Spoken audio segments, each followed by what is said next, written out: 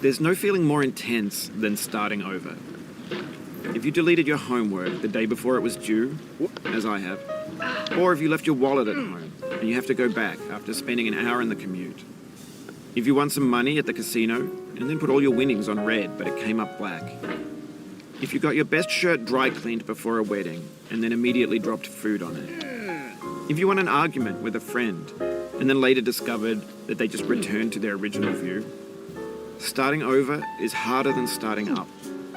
If you're not ready for that, like if you've already had a bad day, then what you're about to go through might be too much. Feel free to go away and come back. I'll be here. Alright, thanks for coming with me on this trip. I'll understand if you have to take a break at any point. Just find a safe place to stop and quit the game. And don't worry, I'll save your progress, always, even your mistakes. This game is a homage to a free game that came out in 2002, titled Sexy Hiking. The author of that game was XiaoYueLen, a mysterious Czech designer who was known at the time as the father of B games. And B games are rough assemblages of found objects. Designers slap them together very quickly and freely, and they're often too rough and unfriendly to gain much of a following. They're built more for the joy of building them than as polished products. In a certain way, Sexy Hiking is the perfect embodiment of a B game. It's built almost entirely out of found and recycled parts, and it's one of the most unusual and unfriendly games of its time. In it, your task is simply to drag yourself up a mountain with a hammer. That act of climbing, in the digital world or in real life, has certain essential properties that give the game its flavor. No amount of forward progress is guaranteed. Some cliffs are too sheer or too slippery, and the player is constantly, unremittingly in danger of falling and losing everything. Anyway, when you start Sexy Hiking, you're standing next to this dead tree that blocks the way to the entire rest of the game. It might take you an hour to get over that tree, and a lot of people never got past it. You prod and you poke at it, exploring the limits of your reach and your strength, trying to find a way up and over. And there's a sense of truth in that lack of compromise. Most obstacles in video game worlds are fake. You can be completely confident in your ability to get through them once you have the correct method or the correct equipment or just by spending enough time. In that sense, every pixelated obstacle in Sexy Hiking is real. The obstacles in Sexy Hiking are unyielding, and that makes the game uniquely frustrating. But I'm not sure XiaoYueLen intended to make a frustrating game. The frustration is just essential to the act of climbing, and it's authentic to the process of building a game about climbing.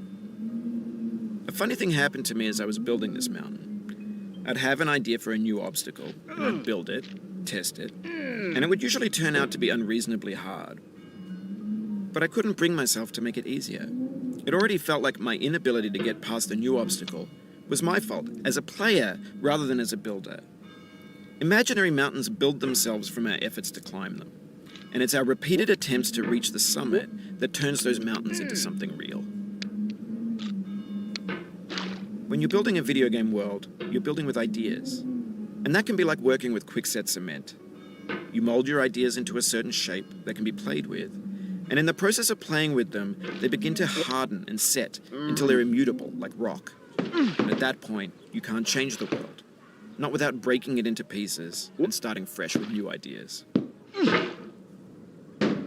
For years now, people have been predicting that games would soon be made out of prefabricated objects, bought in a store and assembled into a world. And for the most part, that hasn't happened, because the objects in the stores are trash. I don't mean they look bad or that they're badly made, although a lot of them are. I mean they're trash in the way that food becomes trash as soon as you put it in the sink. Things are made to be consumed and used in a certain context, and once the moment is gone, they transform into garbage. In the context of technology, those moments pass by in seconds. Over time, we've poured more and more refuse into this vast digital landfill that we call the internet. It now vastly outnumbers and outweighs the things that are fresh and untainted and unused. When everything around us is cultural trash, trash becomes the new medium, the lingua franca of the digital age. And you can build culture out of trash. But only trash culture. B games, B movies, B music, B philosophy. Maybe this is what digital culture is. A monstrous mountain of trash, the ash heap of creativity's fountain. A landfill with everything we ever thought of in it. Grand, infinite, and unsorted. There's 3D models of breakfast, Gen X's fanfic novels, scan magazines, green screen Shia LaBeouf, banned snuff scenes on LiveLeak. Facebook's got lifelike bots with unbranded adverts and candid shots of Kanye and Taylor Swift mashups, car crash epic failed GIFs, Russian dashcam vids, discussions of McRibs, discarded, forgotten, unrecycled, muddled, rotten, untitled. Everything's fresh for about 6 seconds, until some newer thing beckons, and we hit refresh. And there's years of persevering, disappearing into the pile, out of style, out of sight. In this context, it's tempting to make friendly content that's gentle, that lets you churn through it but not earn it. Why make something demanding if it just gets piled up in the landfill, filed in with the bland things? When games were new, they wanted a lot from you. Daunting you, taunting you, resetting and delaying you. Players played stoically. Now everyone's turned off by that. They want to burn through it quickly. A quick fix for the fickle. Some tricks for the clicks of the feckless. But that's not you. You're an acrobat. You could swallow a baseball bat. Now I know, most likely you're watching this on YouTube or Twitch, while some dude with 10 million views does it for you. Like a baby bird being fed chewed up food. That's culture too. But on the off chance that you're playing this, what I'm saying is, trash is disposable, but maybe it doesn't have to be approachable. What's the feeling like? Are you stressed? I guess you don't hate it if you got this far. Feeling frustrated? It's underrated. An orange is sweet, juicy fruit locked inside a bitter peel. That's not how I feel about a challenge. I only want the bitterness. It's coffee. It's grapefruit. It's licorice.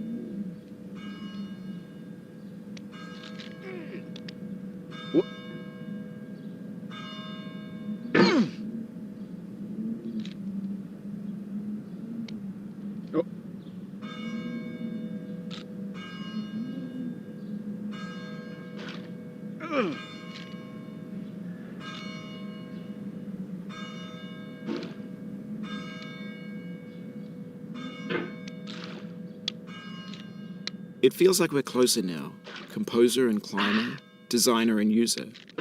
You could have refused, but you didn't.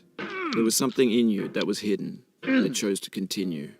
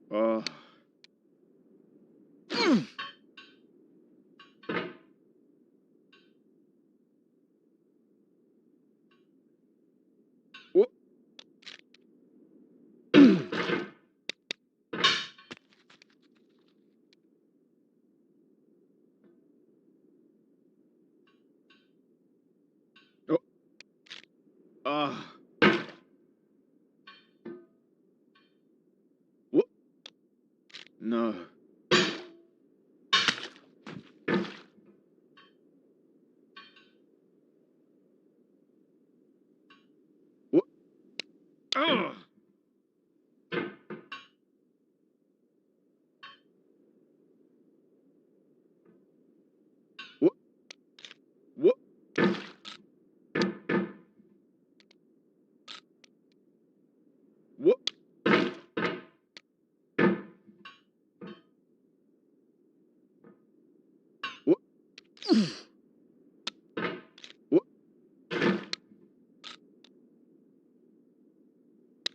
It means a lot to me that you've come this far, endured this much.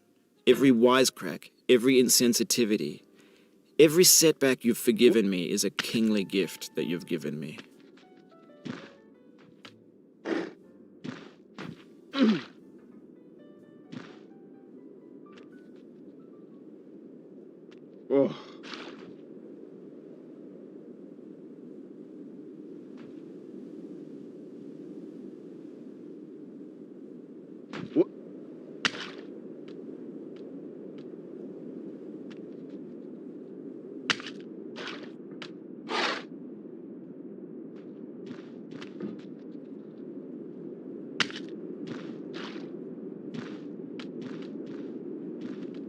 We have the same taste, you and I.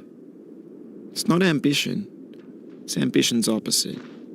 An obdurate mission to taste defeat. You'll feel bad if you win, so I put this snake in for you.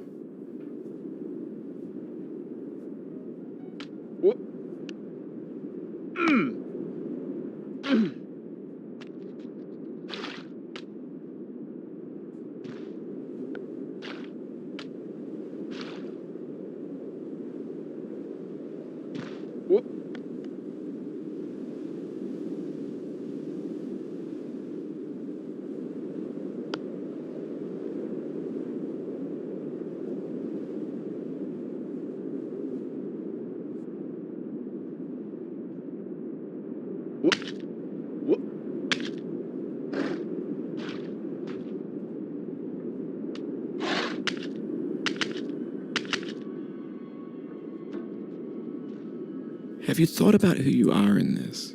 Are you the man in the pot, Diogenes? Are you his hand? Are you the top of his hammer? I think not. Where your hand moves, the hammer may not follow, nor the man, nor the man's hand. In this you're his will, his intent, the embodied resolve in his uphill ascent.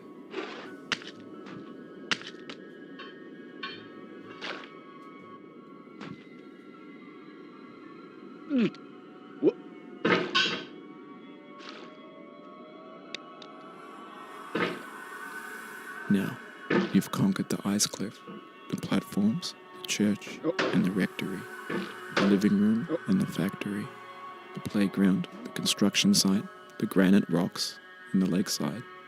You've learned to hike. There's no way left to go but up, and in a moment I'll shut up. But let me say, I'm glad you came.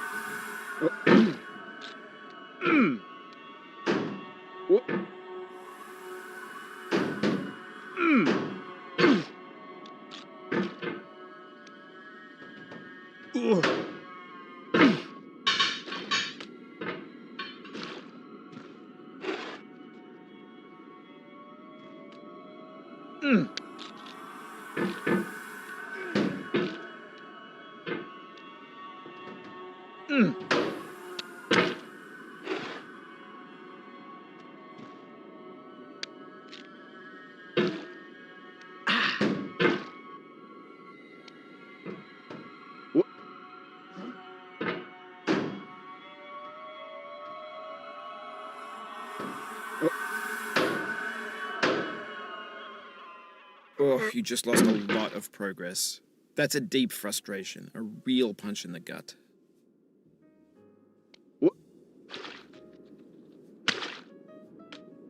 Oof, sorry about that.